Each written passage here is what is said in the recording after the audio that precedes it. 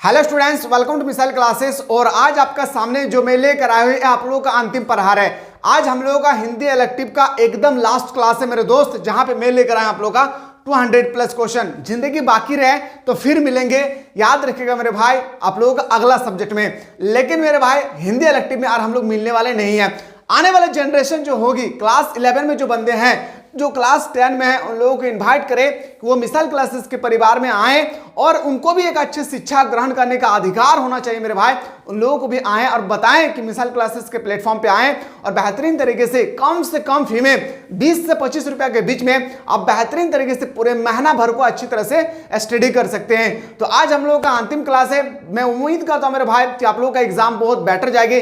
Best of luck आप सभी को। और आज ये क्लास तबड़तोड़ होने वाले हैं, बिल्कुल आप लोग बने रहिएगा। साथ ही साथ इसी वीडियो के अंतिम में मैं बताऊंगा, अगर मैं बीच में थका नहीं तो याद रखिएगा, इसी बीच के अंतिम में बताऊंगा क्या कि आप लोगों का फीचर लेखन किसे कहते हैं, संचार लेखन किसे कहते हैं, जनसंचार क्या है, संपादक क्या है, कक्कार किसे कहते हैं, कक्कार के कितने प्रकार होते हैं, इस सब के सारा क्वेश्चन को मैं निचोड़ दूंगा सब्जेक्टिव में। लेकिन मेनली में अगर मैं बात करूं तो हम लोग बेहतरीन तरीके से देखने वाले हैं वो सब्जेक्टिव क्वेश्चन। चलिए मेरे लाल, पहला क्वेश्चन पे आते हैं।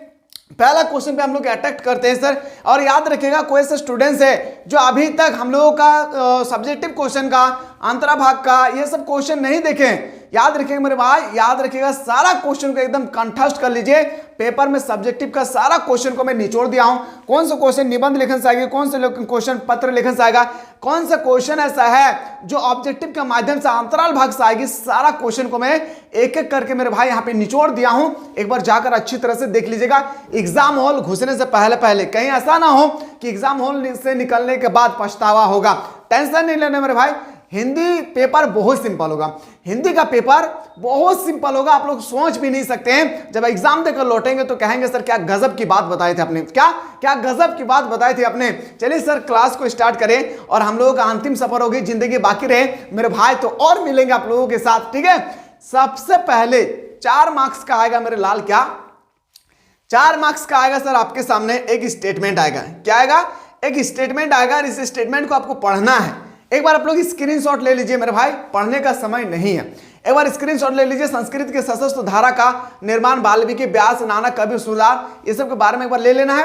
अब मैं आपको क्वेश्चन की ओर लेके चलता हूं। क्वेश्चन ये भी आपको एक बार अच्छी तरह से देखना है। वो पैसेज है जो 4 मार्क्स का आपके पेपर में पूछेगी ना, याद रखिएगा कंटिन्यू, वो 4 मार्क्स का आपका पैसेज होगी। पैसेज का एक छोटा सा भाग है। एक बार अच्छी तरह से स्क्रीनशॉट ले लीजिए या तो पॉज करके वीडियो को पढ़ लीजिए। अब हम क्वेश्चन की ओर आते हैं सर। संस्कृत की सशस्त्र धारा के निर्माण में सहायक होते हैं।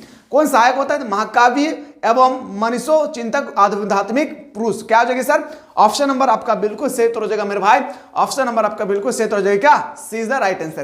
क्वेश्चन पे आते हैं सर। राजनीतिक और आर्थिक अवस्था किस बात का अनुपालन करने सार्थक हो पाता है? तो बताएंगे सर सशस्त्रता का। क्या हो जाएगी? ऑप्शन नंबर आपका A B is the right answer हो जाएगा।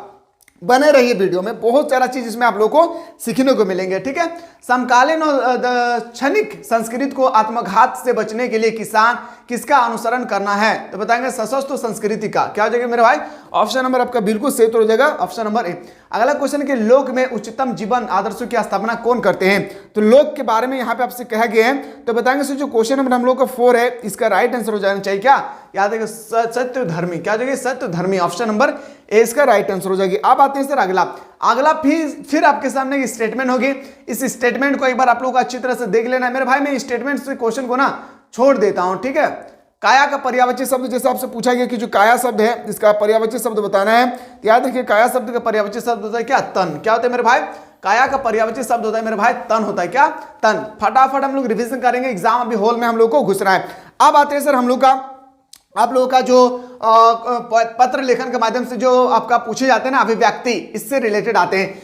भारत में प्रकाशित होने वाला प्रथम समाचार पत्र बंगाल गजट का प्रकाशन हुआ है। कब प्रकाशन हुए? तो ये आपसे पूछे गए हैं। तो बताएंगे सर 1780 को हुआ था। कब मेरे भाई? 1780 को। एकदम तबड़तोड़ क्लास चली गई आज, ठीक है। अगला क्वेश्चन पे आते हैं, एग्जाम हॉल घुसने से पहले देख लेना है। जनसंचार का प्रमुख उद्देश्य क्या है? मेरे भाई जो जनसंचार है, आपसे पूछा गया जो जनसंचार है हम लोगों का, इसका प्रमुख उद्देश्य क्या है? जिज्ञासा का समाधान करना, सूचनाओं का परस्पर बांटना, विचारों की अभिव्यक्ति करना। मतलब बोल सकते हैं सर ऑप्शन नंबर डी इसका राइट आंसर होगा। जनसंचार किसे कहते हैं? इसके क्या क्या महत्व है, क्या विशेषताएं हैं, आज हम लोग वीडियो के एंड में इसके बारे में सब्जेक्टिव क्वेश्चन देखने वाले हैं। क्यों सर? क्योंकि यह क्वेश्चन आपके पेपर में 1-2 मार्क्स का नहीं 5 मार्क्स का छपेगी, पंजा याद रखिएगा मेरे भाई। अगला क्वेश्चन के संचार के मुद्रण माध्यम में किसका सम्मिलित किया जाता है? संचार के मुद्रण माध्यम में किसे सम्मिलित किया जाता है? जो क्वेश्चन नंबर आप लोगों का 11 है। समाचार पत्र को, पत्रिकाएं को, पंपलेट्स को। ऑप्शन नंबर क्या आ जाएगी? ऑप्शन नंबर डी इसका राइट आंसर हो जाएगी। अगला क्वेश्चन पे आते हैं सर, उदयन मार्तंड कहां प्रकाशित हुआ था? बंगाल में। कहां पे मेरे भाई? बंगाल में। अगर आपसे ये क्वेश्चन आए तो आपको चीख कर बताना है, क्या चीख कर बताना है कि बंगाल में हुआ था। पर बंगाल में कब प्रकाशित हुआ था ये आपसे यहाँ पे पूछे गए हैं, तो बताएंगे सर 1826 में। कहा मेरे भाई? 1826 इसका बिल्कुल सही उत्तर हो जाएगी। क्वेश्चन नंबर आते हैं सर, एक सफल संपादक में कौन सी गुण अपेक्षित होती है? एक सफल कोई भी व्यक्ति है, एक सफल अगर चाहते हैं कि एक सफल संपादक में कौन सी गुण अपेक्षित होती है, तो क्या क्या गुण होना चाहिए? अभिप्रेरणा होना चाहिए, मेधा होना चाहिए, निपुणता होना चाहिए। बोल सकते हैं सर ऑप्शन नंबर क्या आ जाएगी मेरे भाई? ऑप्शन नंबर डी इसका राइट आंसर हो जाएगा। अगला क्वेश्चन पे आते हैं सर, हिंदुस्तान समाचार पत्र का प्रकाशन होता है। जो हिंदुस्तान समाचार पत्र है इसका प्रकाशन कब होता है? तो बताएंगे जो हिंदुस्तान पेपर है ना, वह दैनिक पत्र है, साप्ताहिक है? ये तो बताएंगे सर दैनिक पत्र है। क्यों? क्योंकि सप्ताह में कई बार हर दिन ये पेपर हम लोगों को पास पहुंच जाती है। जो पेपर पढ़ते होंगे उनके घर पहुंच जाता होगा। टेलीविजन की रजत क्रांति कब मनाई जाती है? इस क्वेश्चन को लेकर काफी ज्यादा स्टूडेंट चिंतित है मेरे भाई। चिंतित नहीं आना चाहिए, याद रखिएगा। रजत क्रांति आपसे यहाँ पे पूछे गए, तो रजत क्रांति को याद रखना है कब? तो बताएंगे सर रजत क्रांति हुई थी 1984 को। कब मेरे भाई? 1984 को। और एक बात मैं बता दूं, आप लोगों का 11 तारीख को आप लोगों का जियो का एग्जाम है। किसका? जियो का। 12 का एग्जाम है सर हिस का। क्या?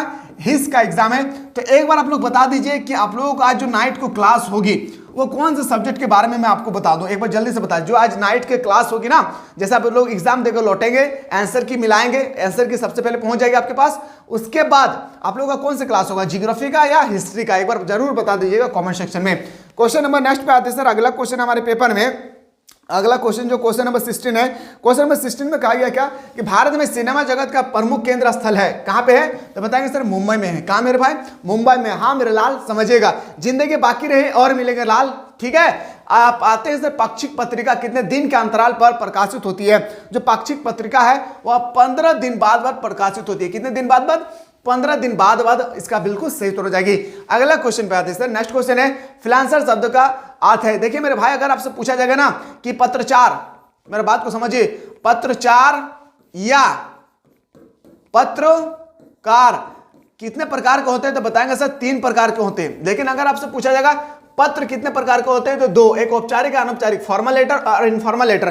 पत्रचार 3 प्रकार के होते हैं। कौन कौन सर? अंशकालीन, स्वतंत्रकालीन, पूर्णकालीन। लेकिन आपसे यहाँ पे पूछा गया है फ्रीलांसर शब्द जो है, इसके अकॉर्डिंग आपसे पूछा गया है फ्रीलांसर शब्द का अर्थ बताएं, तो बताएंगे सर स्वतंत्र है। क्या है? स्वतंत्र है सर। ऑप्शन नंबर क्या आ जाएगी आपका? 20 का राइट आंसर हो जाएगी। फिर से आपके सामने पैसेज होगी। 12 मार्क्स का आज आपके पेपर में याद रखिएगा पैसेज छपेगी। कितना मार्क्स का मेरे भाई? 1-2 मार्क्स का नहीं, 12 मार्क्स का। हम उम्मीद करते हैं कि पैसेज के मार्क्स को आप इजीली से काउंट कर लेंगे। मैं क्वेश्चन की ओर मूव करता हूं। जैसे विकल शब्द का अर्थ क्या होता है? व्याकुल होता है। क्या होता है मेरे भाई? विकल शब्द जो आती है इसका अर्थ क्या होता है? व्याकुल। आपसे पूछा गया अगला क्वेश्चन। अगला क्वेश्चन पे आते हैं सर, कार्नेलिया का गीत किस नाटक से लिया गया है? जो कार्नेलिया के गीत है हमसे और आपसे भी पूछा गया है। कार्नेलिया के गीत चंद्रगुप्त से लिया गया। कहां पे? याद रखिए, कार्नेलिया का गीत जो है कहां से लिए गए? चंद्रगुप्त से। क्या मेरे भाई? चंद्रगुप्त। ऑप्शन नंबर ए इसका राइट आंसर होगी। बसंत आया कविता के कवि कौन है? जो बसंत आया कविता के कवि कौन है? तो बसंत आया कविता के कवि जो होगी मेरे भाई, याद रखिएगा, रघुवीर साय। क्या हो जाएगी मेरे भाई? रघुवीर साय। अब बोल सकते हैं सर ऑप्शन नंबर सी इसका राइट आंसर हो जाएगा। जब प्रकृति के नाता टूट रहा था या टूटा जा रहा है, तो बसंत के आने का पता किस प्रकार चलता है? तो बताएंगे सर कैलेंडर से। कैसे पता चलता है? कैलेंडर से। इस क्वेश्चन से ना एक स्टूडेंट कंफ्यूज हो गए थे मेरे भाई, इसका कैलेंडर सही उत्तर होगा। बसंत का आगमन कैसे लेखक को पता चलता है? कैलेंडर से। ठीक है। ऑप्शन नंबर क्या आ जाएगी? डी इसका राइट आंसर होगा। मुक्त छंद के प्रवर्तक कवि के रूप में जाने जाते हैं। मुक्त छंद, तो मुक्त छंद के प्रवर्तक के रूप में जो कवि जाने जाते हैं ना, वह सूर्यकांत त्रिपाठी निराला। सूर्यकांत त्रिपाठी निराला का याद रखिएगा 2 प्रमुख, ऐसे तो बहुत सारी रचनाएं लिखी है, लेकिन 2 प्रमुख कहानी के बारे में आपको याद कर लेना है। 2 कौन सी है? गीत गाने तो मुझे कविता में कवि ने किस समय का वर्णन किया है? क्वेश्चन नंबर जो आप लोगों का 27 है, इसमें किसके बारे में वर्णन किया है? तो बताएंगे सर, याद जब मनुष्य में जीवी विसा खत्म हो जाती है, जब जीने की जो परंपराएं वो खत्म हो जाती है, जब संघर्ष करते करते लोग को होश उड़ जाती है, पूरा संघर्ष कर रहे हैं, हमें मंजिल नहीं मिल रही है, जब जीवन निराश से भर जाता है, तो बोल सकते हैं सर ऑप्शन नंबर डी इसका राइट आंसर हो जाएगी सर। फिर आपके सामने, अरे मैं उन दिन कितना काम कर लेता था, कभी थकता ही नहीं था, हमसे थोड़ा ही पीछे पूछे महादेव देसाई, मोटा सा लट्टू उठाए चले आ रहे थे, कोहाट और रावलपिंडी का नाम सुनते ही आगे बढ़ गए। ये आपका स्टेटमेंट है। क्वेश्चन देखते हैं, प्रस्तुत गद्यांश के लेखक कौन है? आपसे पूछा गया प्रस्तुत गद्यांश का लेखक कौन है, तो बताएंगे सर प्रस्तुत गद्यांश के लेखक हो गए भीषम साहनी। कौन हो जाएगा मेरे भाई? गांधी, नेहरू और आपका असगर अराफात जो है वहीं से लिया गया, भीषम साहनी है। अगला क्वेश्चन, अरे मैं उन दिन कितना काम कर लेता था, यह कथन किसका था? यह कथन किसका था मेरे भाई? तो बताएंगे सर यह कथन कहने वाला था हमारे प्रिय महात्मा गांधी जी है। याद रखेगा, महात्मा गांधी जी ने ही हमें कहा था, अरे मैं उन दिन कितना काम कर लेता था और आज देखो मैं काम कर नहीं पा रहा हूं। महादेव देसाई कौन था? जो महादेव देसाई है, यहां पे आपसे पूछा गया है कि जो महादेव देसाई है मेरे भाई, आपसे पूछा गया जो महादेव देसाई है वो कौन है। क्वेश्चन नंबर 30 बहुत इंपॉर्टेंट था। महादेव देसाई गांधी जी के निजी सचिव थे। महादेव देसाई जो थे गांधी जी का बिल्कुल क्या थे मेरे भाई? निजी सचिव। ऑप्शन नंबर क्या आ जाएगी? ऑप्शन नंबर ए इसका 20 का राइट आंसर हो जाएगी। महादेव देसाई कहां से जुड़ी अपनी यादें सुनाने लगे? महादेव देसाई अपनी यहां से अपनी यादें सुनाने लगे थे, तो बताएंगे सर 31 का बिल्कुल जो सही उत्तर हो जाएगी ऑप्शन नंबर क्या हो जाएगा? ऑप्शन नंबर आपका बिल्कुल सही उत्तर हो जाएगी मेरे भाई। क्या हो जाएगी? इसी तरह से आपके पेपर में अगर क्वेश्चन आ जाए तो इसको बताएंगे सर इसका राइट आंसर हो क्या? कोडाट रावलपिंडी, मतलब बोल सकते हैं सर ऑप्शन नंबर सी इसका राइट आंसर हो जाएगी। आचार्य रामचंद्र शुक्ल की कृति का अक्षय स्रोत उनके द्वारा लिखित पुस्तक को माना जाता है, तो उसके लिखित पुस्तक को हम लोग मानते हैं क्या? हिंदी साहित्य का इतिहास। क्या मानते हैं? हिंदी साहित्य का इतिहास। अगला क्वेश्चन पे आते हैं सर, रामचंद्र शुक्ल के पिता का तबादला जब हमीरपुर से मिर्जापुर हुआ, तब शुक्ल की उम्र कितने थी? मैंने चीख के बता चुका हूं, 8 साल की उम्र था। कितना मेरे भाई? 8 साल की उम्र था सर, 8 साल। क्वेश्चन नंबर नेक्स्ट पे आते हैं सर, सुमिरी के मन के पाठ के अंतर्गत कितने लघु निबंध है? 3 लघु निबंध है। कौन कौन बताएंगे सर? घड़ी के पुर्जे, ढेला चुन लो, और एक हमें याद नहीं है, वो आपको याद होगी। ढेले चुन लो निबंध के माध्यम से समाज में निहित किन कुरीतियों पर व्यंग किया गया है? 35 में इसका राइट आंसर होगा अंधविश्वास। क्या मेरे भाई? अंधविश्वास। पैसेज बनाइए, क्लास तबड़तोड़ होगी, लास्ट क्लास होगा। पूरे साल भर मैंने आप लोगों को जो भी क्रैश कोर्स लिया है, पेड कोर्स लिया है, टेस्ट सीरीज लिया है, कुछ भी लिया है, जो यूट्यूब से पढ़ रहे सभी को मैं बोल रहा हूं, अगर हिंदी पढ़ाने में कोई भी क्वेश्चन अगर गलती हो गई है या कुछ बात हिंदी क्लास में मैं कुछ ऐसा बोल दिया हूं जिससे आप लोगों को ठेस पहुंची है मेरे लाल, दुख पहुंचा है, तो मैं आप लोगों को सिर्फ फिर से हाथ जोड़कर विनती करता हूं कि आप लोग सॉरी चाहता हूं मेरे भाई कि आप लोग थोड़ा समय के लिए अपने दिल को छोटा करके हमें माफ कर दीजिएगा। पूरे साल भर में कुछ भी ऐसा अपशब्द कह दिया हूं जिससे आपके मन को दुख पहुंची है, आपका मन छोटे हो गए हैं, तो बिल्कुल आप लोग माफ कर दीजिएगा, ठीक है। हम आशा करते हैं मेरे लाल कि आप लोग, हम आशा करते हैं मेरे भाई कि अगर आप लोग हमारे साथ रहे तो झारखंड के एजुकेशन सिस्टम को बदलने में हम लोग को समय नहीं लगेगी। अरे हर एक घर में बच्चा कहेगा मैं एजुकेशन हो, मैं शिक्षा के लिए लड़ूंगा। महात्मा गांधी मेरे बात को समझिएगा, भीमराव अंबेडकर जो थे ना, भीमराव अंबेडकर जो जिनको लोअर कास्ट के माध्यम से कहते थे, वो कहता था क्या पता है? वो कहता था अपने हक के लिए पढ़ो। क्या? अपने हक के लिए पढ़ो। और आज के नेता हमें कहते हैं अपने हक के लिए लड़ो। पढ़ो और लड़ो में आसमान और जमीन का फर्क है। अगर पढ़ेंगे तो आबाद हो जाएंगे और अगर लड़ेंगे तो बर्बाद हो जाएंगे। डिपेंड करता है हम पे कि हम किस पर काम करें, पढ़ना चाहेंगे या हमें लड़ना चाहेंगे। हम लड़ेंगे या पढ़ेंगे ये डिपेंड करता है हम पर, कोई हमें दबाव नहीं दे सकता है। लेकिन क्या करते हैं, जब भी चुनाव आते हैं 10 से 15 दिन के अंदर में हम खुद को बेच डालते हैं और भी 400-500 रुपया में, और पूरी जिंदगी को सौंप देते हैं उन्हीं के हाथों में। मेरे भाई जिंदगी याद रखिएगा छोटी सी नहीं है। लोग कहते हैं जिंदगी छोटी सी है, नहीं, लोग क्यों कहने का काम तो है, जिंदगी बहुत बड़ी है मेरे भाई। अगर सही डायरेक्शन पे जिया जाए जिंदगी बहुत बड़ी है। कुछ काम ऐसे करके जाओ मेरे भाई कि लोग मरने के बाद भी आपके पूजा करें, आपको याद करके आंसू बहाए। इस तरह से काम करके आप लोगों को जाना है। हम सबको इस दुनिया से जाना है, जब आए हैं तो भी जाना होगा। ये दिन आपको याद रखना होगा, लेकिन उससे पहले भी जिंदगी में बहुत सारी चीजें है, ठीक है।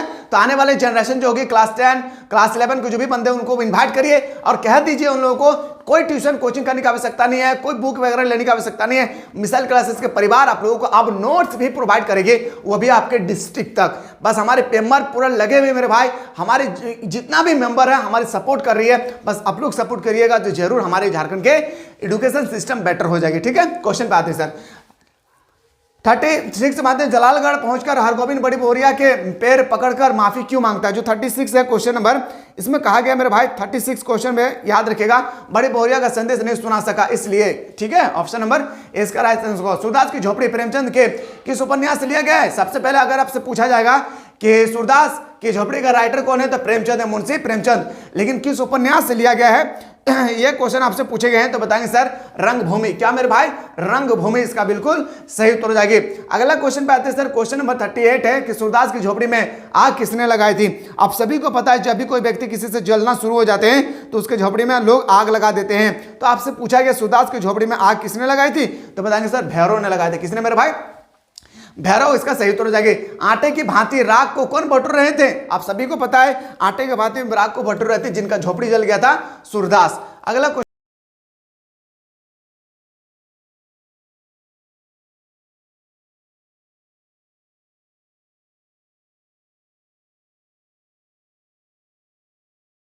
का जलने के कारण पूरी तरह से सन्नाटा छा गए थे। शॉर्ट स्टडी यहाँ पे हम लोगों ने 40 क्वेश्चन देखे, अभी और हम लोग क्वेश्चन करेंगे। बस आप लोग पैसेंस बनाए मेरे भाई, पैसेंस बनाइए, सारा चीज को मैं तबड़तोड़ तरीके से आप लोगों को आज बताने वाला हूं। और हम लोग का आज लास्ट क्लास होगी मेरे भाई। अगर आप लोगों को बेहतरीन तरीके से अगर क्लास करनी होगी तो बल्कि आप लोग जल्दी से बताएं कि मिसाल क्लासेस के एक छोटा सा परिवार आप लोग हमेशा सपोर्ट करेंगे मेरे भाई। बस आप लोग एक अच्छे तरीके से अपने माँ बाप का नाम रोशन करें, पढ़े लिखे, इतना पढ़ ले मेरे भाई, इतना पढ़ ले कि किसी को औकात ना हो, किसी का भी औकात ना हो आपके पास सर्टिफिकेट मांगने की। बस इतना पढ़ ले, अपने आप को इतना समर्पित कर दे शिक्षा के प्रति। शिक्षा एक ऐसा चीज है मेरे भाई जो आपको कहीं भी गिरने नहीं देगी। शिक्षा एक ऐसा चीज है मेरे भाई जो कभी आपको गिरने नहीं देगी। शिक्षा वो शेरनी का दूध है जो जितना पिया है उतना जोर से उन्होंने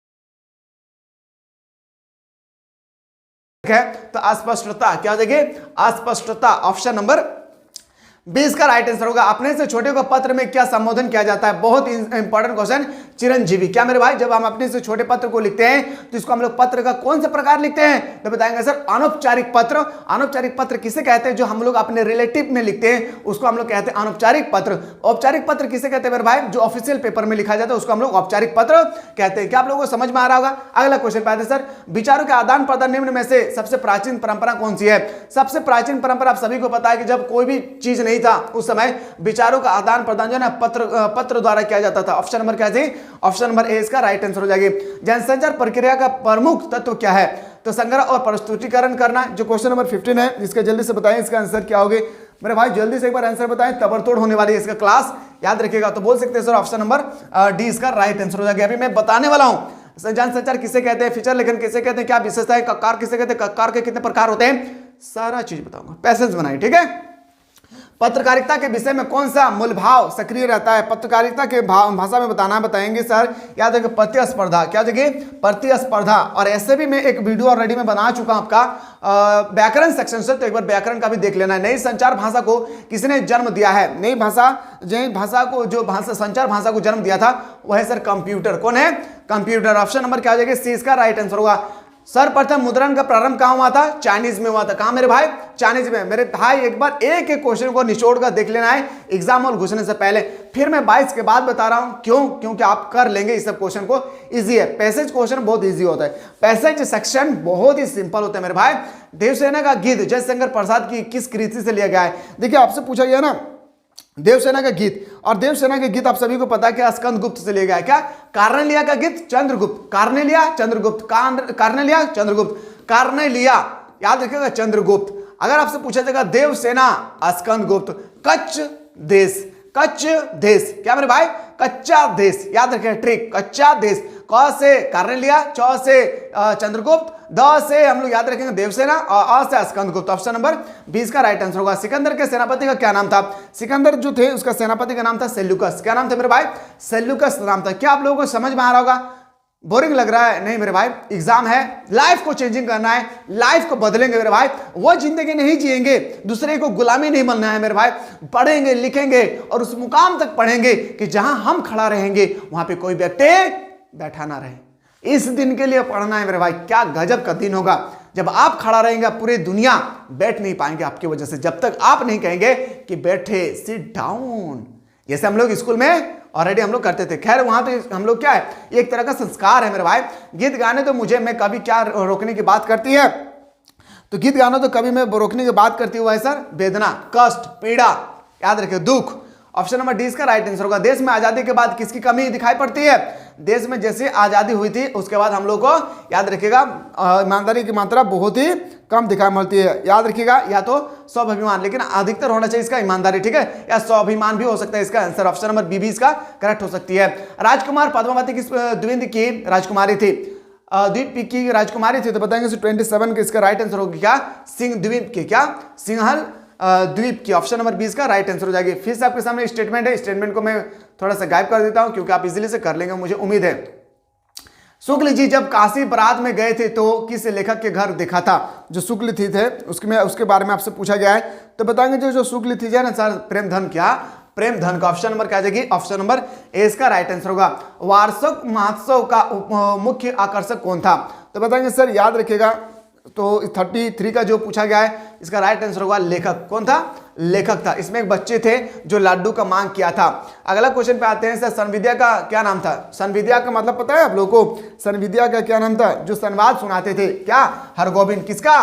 तो याद रखिएगा मेरे भाई, संविद्या सुनाते थे किसका? हरगोविंद। बड़ी बहुरिया का संवाद सुनाने वाले को हम लोग बोलते हैं सर हरगोविंद। ऑप्शन नंबर 20 का राइट आंसर होगा। लोमड़ी का शेर के मुंह में स्वच्छता से चले जाने का क्या कारण था? रोजगार का दफ्तर खुला हुआ है, आ जाओ, रोजगार का दफ्तर खुला हुआ है। अगला क्वेश्चन पे आते हैं, एक अच्छे साहित्य का प्रमुख कर्तव्य है। कोई भी व्यक्ति अगर अच्छे साहित्य है तो इसका प्रमुख कर्तव्य जो होती है, इसी के बारे में बताना है, तो बोलेंगे सर उपयुक्त सभी हो जाएगी। क्या हो जाएगी मेरे भाई? उपयुक्त सभी। अगला क्वेश्चन पे आते हैं, सूरदास को किस में विश्वास था? सूरदास को याद रखिएगा किस में विश्वास था? तो सूरदास को विश्वास था पुनर्निर्माण का। अरे एक ही बार जलाना, हजारों बार जलेंगे, लाख बार जलेंगे, फिर निर्माण करेंगे, ये कथन किसका था? याद रखिएगा सूरदास का। मैं प्रयास करना नहीं छोड़ूंगा।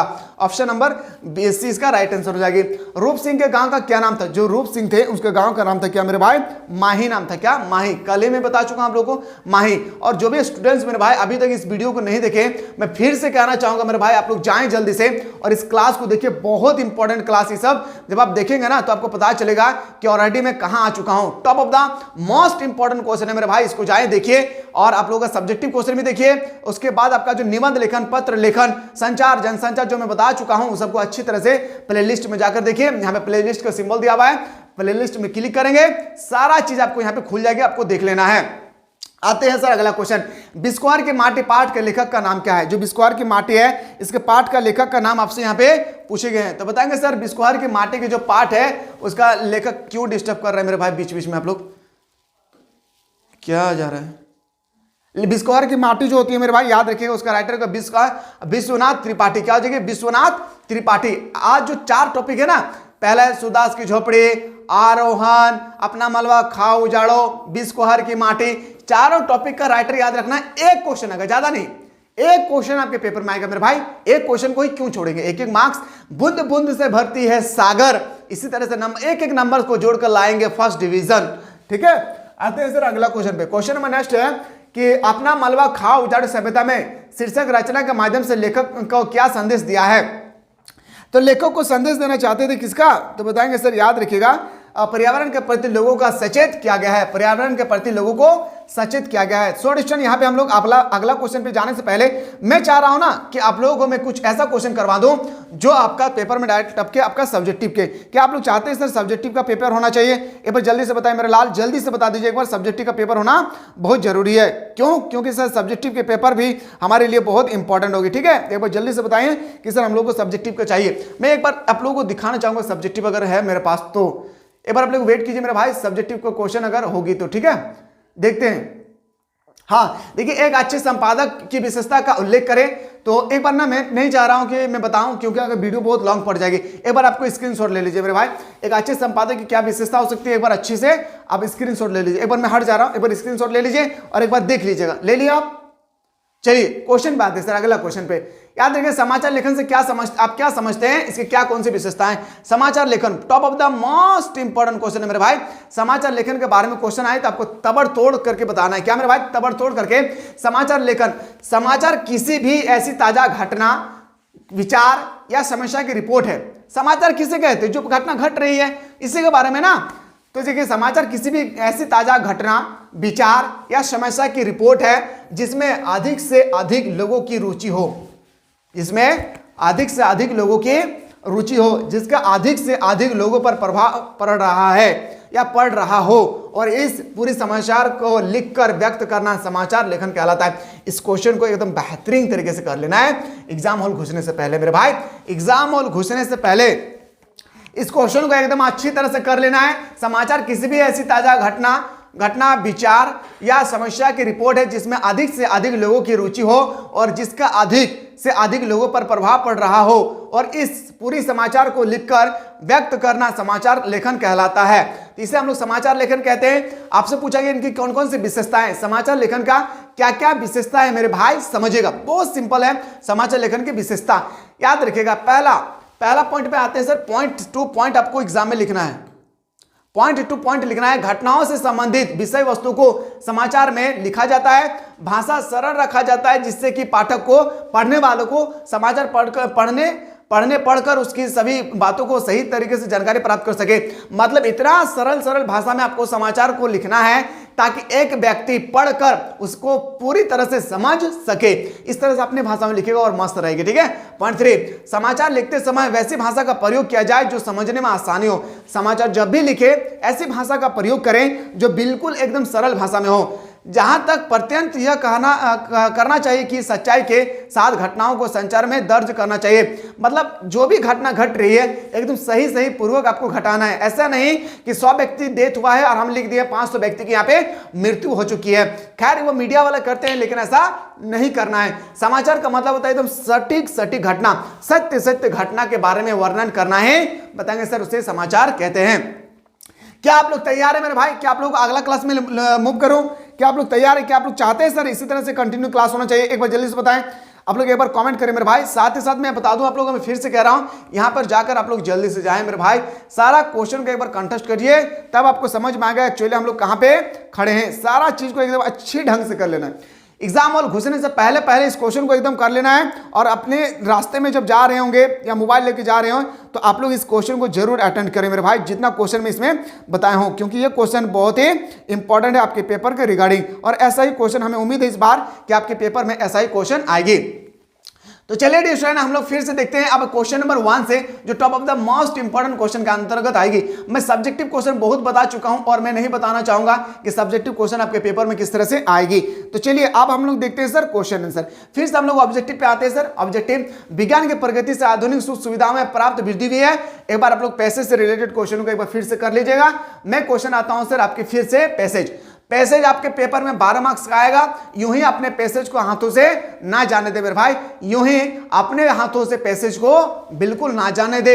अगला क्वेश्चन पे आते हैं सर, क्वेश्चन नंबर नेक्स्ट पे। यह पत्थर किसका प्रतीक है? इस क्वेश्चन को लेकर काफी स्टूडेंट में विवाद उत्पन्न हुआ था कि यह पत्थर किसका प्रतीक है, तो बताएंगे सर यह पत्थर कठिनाई का प्रतीक है। क्या मेरे भाई? कठिनाई का प्रतीक। ऑप्शन नंबर क्या आ जाएगी? 20 का राइट आंसर हो जाएगा सर। क्वेश्चन नंबर आते हैं सर, प्राप्त संदेश का कुटवाचक कौन करता है? जब भी कोई प्राप्त संदेश होती है इसका कुटवाचक कौन करता है, तो बताएंगे सर प्राप्तकर्ता। कौन करता है मेरे भाई? प्राप्तकर्ता। ऑप्शन नंबर ए इसका राइट आंसर हो जाएगी। क्वेश्चन नंबर नेक्स्ट पे आते हैं सर, लाइव शब्द का अर्थ क्या होता है? सीधा सीधा प्रसारण करना। जैसे हम लोग लाइव, जब हम लोग का आईपीएल, अभी आईपीएल आने वाला है, याद रखिए इंडियन प्रीमियर लीग, ये आईपीएल आने वाला है, तो हम लोग लाइव खिला देखते हैं ना मेरे भाई, तो उसको सीधा प्रसारण होता है। क्या बोलते हैं सर? ऑप्शन नंबर ए इसका राइट आंसर हो जाएगी। आले सर अगला क्वेश्चन के सबसे ऊपर बाईं ओर प्रेषक पत्र भेजने वाले का नाम वह पता लिखा जाता है, ऐसे किस पत्र में लिखा जाता है, तो बताएंगे सर जो क्वेश्चन नंबर 11 है यह व्यक्तित्व पत्र में लिखा जाता है। कहां पे? व्यक्तित्व पत्र में। ऑप्शन नंबर क्या आ जाएगी?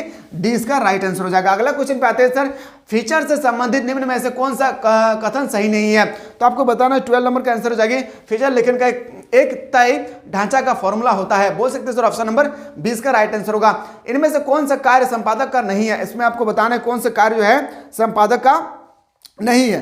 ठीक है। अच्छा, एक स्टूडेंट कह रहे हैं सर आप लोगों को मैं बताना भूल गया हूं कि अभी आप लोगों को 11 तारीख का एग्जाम है आप लोगों का जियो का, फिर से बोल रहा हूं 12 का है हिस्ट्री का।